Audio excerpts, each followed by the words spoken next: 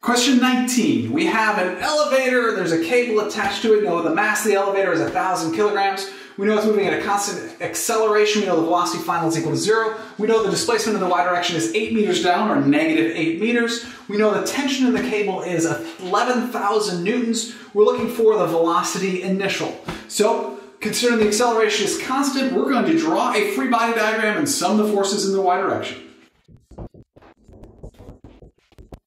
In our free body diagram, we have the force of gravity which acts down on the center of mass of the elevator and the tension force which acts up at the location where the cable attaches to the elevator. Summing the forces in the y direction, we get tension, which is positive because it's up, the force of gravity, which is negative because it's down. Substituting in the equation for the force of gravity, mass times the acceleration due to gravity, that whole thing equals, the sum of the forces equals mass times the acceleration in the y direction. Solving for the acceleration in the y direction, we get that's equal to the tension divided by the mass minus the acceleration due to gravity. Now we can substitute in numbers and figure out the value for the acceleration in the y direction.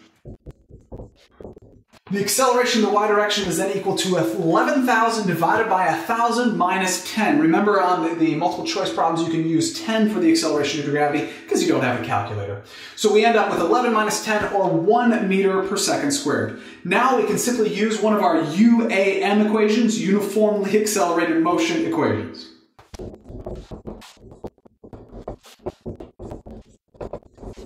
We can use the uniformly accelerated motion equation, velocity final squared equals velocity initial squared plus 2 times the acceleration in the y direction times the displacement in the y direction. The velocity final is 0 squared, that's just 0. We're solving for the initial velocity, so we just leave that velocity initial squared, plus 2 times the acceleration in the y direction, which is 1, times the displacement in the y direction, which is negative 8. Solving for the initial velocity, we get initial velocity squared is equal to positive 16. Taking the square root of both sides, we get that the initial velocity is equal to positive or negative 4 meters per second. But they ask for the final speed, so we'll just take the magnitude of that as 4 meters per second. The correct answer is A.